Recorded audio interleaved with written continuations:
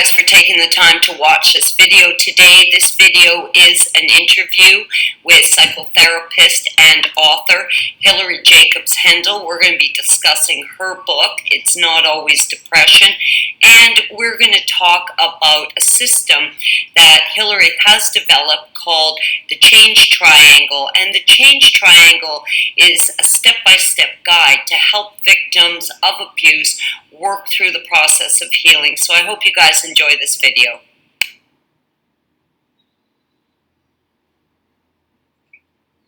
Hi, I'm Kim. You're watching Kim Wilson TV. My channel is dedicated to helping victims of narcissistic abuse get free and stay free. Now, as we've proceeded with my channel, you guys know I've become absolutely dedicated to help people get unstuck from the misery that lingers long after you get free from a narcissist. And I feel so lucky to have found wonderful people, including our guest today, Hilary Jacobs Hendel. Now, I know many of you are familiar with Hilary's work. I did a short video the other day introducing her book, It's Not Always Depression. Hilary, thank you so much for joining us today. I'm so happy to be here, Kim. I hope I can be of help. In your book, it is a collection of client-based stories. And do you want to tell me a little bit about what inspired you to share those stories with people? Yeah, I would love to. And I'll try to be brief and interrupt if I go on, because this is such a passion to me. I was lucky enough to have a lot of education in both the sciences and the biological sciences. My first career, I was a dentist. I don't know if you knew that. And I knew that. Yeah, and lots of psychological training. And then back in 2004, I ended up at a conference on emotions and attachment, the way people connect to each other. And I learned science, because that's important to me, that everything that I do is kind of grounded in some science, for sure. I learned things that helped me so very much, that changed my life, my personal life, changed my relationships, made me feel much, much better, much less ashamed, much more organized. And then I went on to practice in this emotion-focused way of doing psychotherapy. So then when I had this opportunity, and I can share it if you're interested, but I don't have to, but it sort of was very lucky that I came to be asked to write a book. It stemmed from this New York Times article about shame-based depression. And what I knew that I wanted to do was share the emotion education that I had so that it was accessible to everybody, because we don't get this information in formal schooling, but I think we should. And I know that people learn best from stories. And I had stories, and I asked my patients permission. They're all, the confidentiality is preserved, but the essence of the verbatim way that I help people heal, moving from disconnected, shamed, and anxious states of being to calmer, more connected, more clarity, these ways of being. These stories are in the book because I'm really trying to teach this tool that I've nicknamed the Change Triangle, that I adapted from the academic literature. I didn't invent anything new, but I made it accessible for the public. It took out the jargon. And I think stories are the best way to share, because the problem with emotions, which is my specialty, is you can't think your way through an emotion. They have to be experienced. And the stories give you as close a taste to what it feels like to be in the room with me, to sit with feeling, because I want people to know what it looks like so they're not so frightened when they try to process their own feelings. And then I put in exercises in the book, so as they see how other people feel their feelings, they can try with this little step-by-step process of how to safely begin to come in contact with emotions, which are painful and scary, and more painful and scary when you don't know what's happening. So I'm really just trying to educate, to demystify emotions, so at least when you're feeling them, you're not frightened. You say, okay, this makes sense. This is what Hilary said was supposed to happen. type thing. What you're describing is something I did without knowingly doing it. I think initially when I got out of the abusive relationship, there was, I feel like saying a wave of emotions, but it was more like a tsunami. I mean, I was absolutely just, in a tidal wave of it. I was unable to identify how I was feeling because I was feeling so much. I mean, there was anger, there was frustration, there was sadness. I was physically ill. I couldn't think straight. And it was really hard, to decipher that. And ultimately, I had to sit down and I had to compartmentalize, the string of abuse. I mean, it's everything from emotional to physical to psychological, financial. People's homes are so destabilized. So I know for myself and so many victims and survivors of narcissistic abuse, it's exactly what you're describing. I mean, when you're just swept up in a sea of emotions, it's really hard to know where to begin. It's hard to ask for help. So I know for so many within my community, your book and the change triangle is so important. And as you mentioned, it is a step-by-step guide, and that's really what we need, because you need to, deal with this piece by piece. If you try and combat the whole thing at once, I mean, it just creates a state of hopelessness. Can you tell us a bit about that process and how the steps work? Yeah, and I want to clarify by saying, that there's no magic here, and this is a tool to provide a basic education.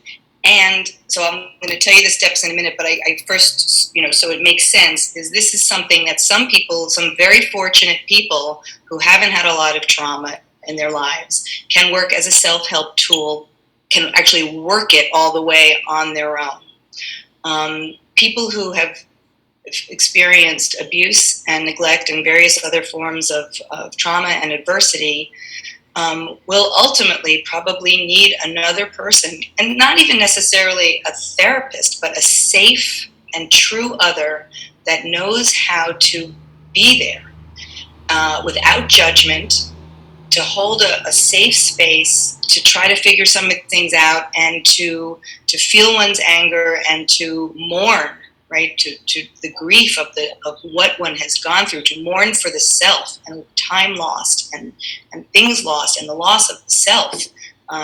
So I just want to qualify, the book is to be used alone, in groups, peer groups, for people that don't have access to therapists, with clergy people, in any way. And you can read the book together and try to support each other by sort of mimicking how I am with patients, and which is, it's not rocket science. I'm being without judgment and guiding, and the guiding is of the change triangle. So basically, oh, go ahead. No, I was going to say, within our community, there's people all over the world who have started meetups, who get together with their fellow survivors for coffee and things like that. The change triangle might be a great tool for them to kind of work through, much like AA or NA, where they've got that therapeutic value of one addict understanding another one, where they could take the book and adopt it in a group scenario where, they took turns reading from it or exploring the steps.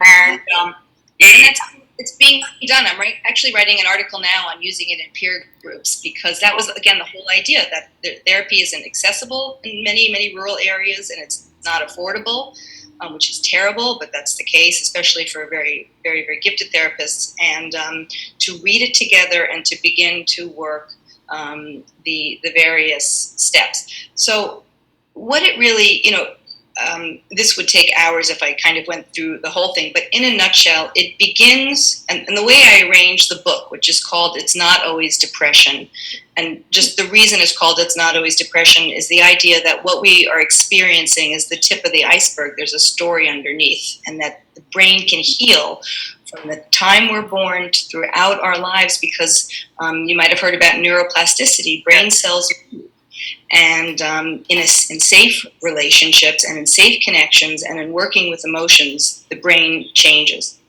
So the book begins with a little quiz about just sort of how do you feel about emotions in general? How comfortable are you, and with what emotions are you most comfortable? So I start with this little quiz, and then it's really on how to set the stage with safety. So I teach people how to do something called grounding, and this is also on my website on the toolbox, what it means to ground, and a certain way of breathing which stimulates. It's biological. You can breathe into your belly, and again, directions are on my website, in a way that calms down the system. And for people that have had a lot of trauma, their nervous system is like in a constant state of high alert, hyper arousal.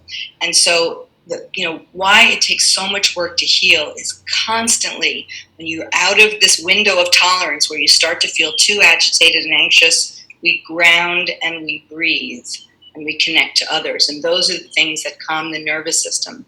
So there's a lot of practice on grounding and breathing, and also practice on how to, again, calm down by, I have exercises about how you, and these are from trauma trainings and how I work in my session. Let's say somebody starts to become mired in a shame state. I have exercises where you then have to look out and name 3 colors you see in your environment, and name 3 sounds, because when we're looking out and connecting with the world, you can't simultaneously be having a shame spiral. So it starts with that, and then we begin to work the change triangle. I'm educating what are the core emotions. And let me just pop up the change triangle just so people aren't in this kind of suspended state of mystery. I'm going to share my screen here. Okay. Can you see that? Yes. The change triangle, the bottom is located in the body because these very important things called core emotions, which are at the bottom of the triangle, are really body-based sensations that we ultimately come to recognize as a particular emotion. And most of us, none of us are taught this in our cultures and our societies. When we have a feeling, we immediately go up into our head and start to think what's going on, and you start to either blame yourself or blame others or ruminate or reach for a drink, or these defenses that are up on the top of the triangle. So we're constantly being triggered to core emotions because they're survival emotions. We need them. And we can either not deal with them, in which case we move up the triangle to the top of the triangle up here, which are these inhibitory emotions of anxiety, guilt, and shame. Mm-hmm. And because the mixture of these core emotions in our body and anxiety, guilt, and shame feels so unbearably awful, especially when they're coming in intense amounts, that we just use defenses, which I don't mean in the pejorative sense, the way some psychoanalysts used to say, you're using a defense. Defenses help us. They are brilliant creations the mind makes to spare us unbearable pain. The problem is that when we become very reliant and stay on the top of this triangle in defenses and anxiety and guilt and shame, we're disconnected we become more and more disconnected from who we are. We can't figure out what's safe, what's healthy, what's good for us. We can't differentiate ourselves from another person's needs, like all these things that happen with narcissistic abuse. So the arrow of the triangle in healing is working from defenses down to core emotions. And when we experience our emotions in a safe way, that allows us to enter into this state underneath the triangle, and it's below because it's a very grounded state. When people experience this state, they feel very anchored to the ground, and it's what I call in the book the open-hearted state of the authentic self. But what it really is, it's a biologically regulated state where you're not in hyper arousal. You're calm. You can memorize the state, and you can even look for these attributes in yourself that begin with the letter C, which I adapted from a type of therapy that's wonderful called internal family systems therapy. But calm, we feel calm, curious, connected, compassionate to ourselves, much more confident, much more courageous, and clear. And that's where we want to spend more and more time in that state. None of us are in that state all the time, but by working this triangle again and again throughout the day, and I use it every day and throughout our lifetime, it's a practice, almost like meditation with a map. We spend more and more time in this open-hearted state, and it feels a lot better. And sometimes we can work the triangle, like I said, on our own in bits and pieces throughout the day, and sometimes for for parts of us that were traumatized as children, the younger we are when we had trauma, the more entrenched these parts feel, where we even feel like we are this trauma. We are our shame. We are unworthy of love, but they're really parts. They're not our authentic self. They're parts of us that wired in these abusive experiences, and we have to get some distance from them, which is the work of therapy, to be able to see them and then heal the parts, so that and feel the feelings that were buried.